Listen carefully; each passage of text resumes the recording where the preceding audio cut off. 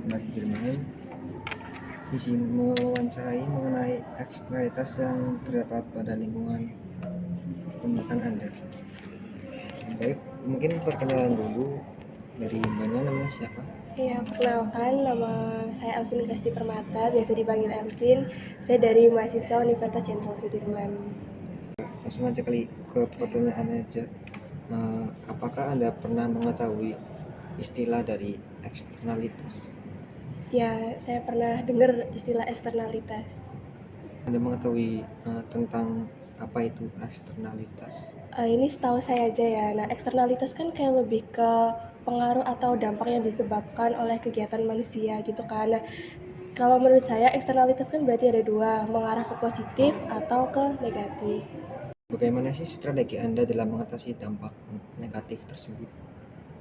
Misalkan kita kan sebagai mahasiswa ya, nah pasti kan sering berkegiatan di luar. Nah, kan sering beli air minum tuh. Nah, kan kalau misalkan kalau saya beli air minum kan pakai ini ya, apa minuman yang botol plastik itu. Nah, ya yang kemasan. Nah, kalau kita sering beli kan sama aja kayak kita tuh menyumbang sampah plastik itu loh. Nah, lebih baiknya itu tuh kayak membawa botol dari rumah gitu. Biasanya sih saya kayak gitu.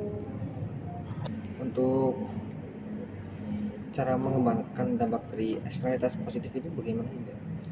Nah, kalau untuk mengembangkannya ya biasanya itu yang pertama saya membawa botol, terus ya yang dari yang mudah-mudah aja, membuang sampah sesuai pada tempatnya, terus udah belajar memilah-milah sampah kan kayak organik. Menurut kamu apa sih pencemaran lingkungan itu?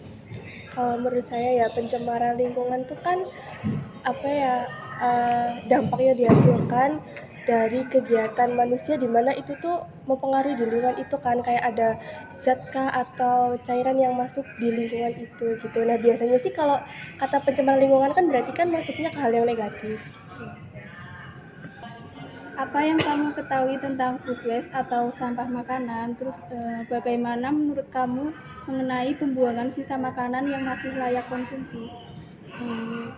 Food waste ya. Nah, mungkin kayak ini tuh kayak jarang ya di Indonesia, maksudnya yang ada pengolahan sisa makanan kan kadang kan seringnya langsung aja dibuang gitu, terus kan kayak nimbulin lalat lah atau segala macam bau di lingkungan sekitar kan.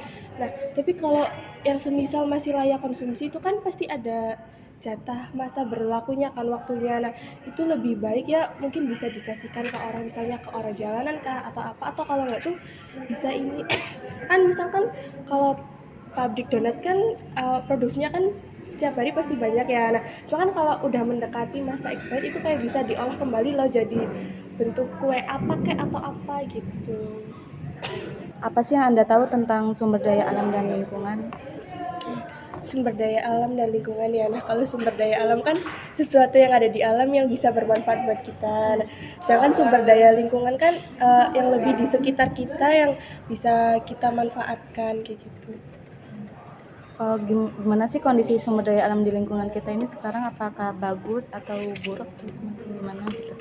Kalau saya lihat ya lumayan bagus ya, cuman karena kan semakin bertambahnya populasi manusia, mungkin juga sumber daya alam dan lingkungannya tuh agak semakin buruk lah ya. Ya, apakah dari Anda mengetahui apa itu pembangunan berkelanjutan? Tahu. Menurut Anda apa sih itu definisi pembangunan berkelanjutan? Pembangunan berkelanjutan kan di mana setiap kegiatan kita itu bisa berlanjut terus, dan juga hal itu tuh kayak ramah lingkungan gitu loh. Jadi antara kegiatan manusia dan juga lingkungan tuh seimbang gitulah, selaras gitu.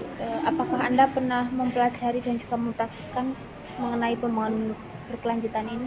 Kalau mau pelajari sih iya ya mungkin. Nah, mungkin kalau untuk mempraktikkan itu masih agak susah. Menurut Anda di negara kita ini apakah sudah menerapkan prinsip pembangunan berkelanjutan? Belum sepenuhnya iya, cuman kan sekarang dari pemerintah kan kayak gencar-gencarnya apa ya, melakukan program pembangunan berkelanjutan gitu kan, kayak misalkan pertanian ramah lingkungan, atau kalau enggak yang pembangunan menggunakan daur ulang kayak gitu.